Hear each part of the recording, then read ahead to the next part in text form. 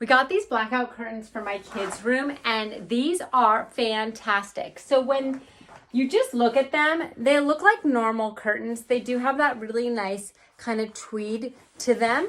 And then look what happens. Total daylight, right? And I'm gonna go ahead and close this side as well. And here it is darkened. Now you'll notice on this side, there's a little gap. This is a super long custom window. So I actually should have got a third panel for these curtains, but this works out just fine. So always know you want to measure how long it is so that your panels, if you want it to be completely blacked out, you would probably want to add a third panel in there. But this has been great for our kids' room.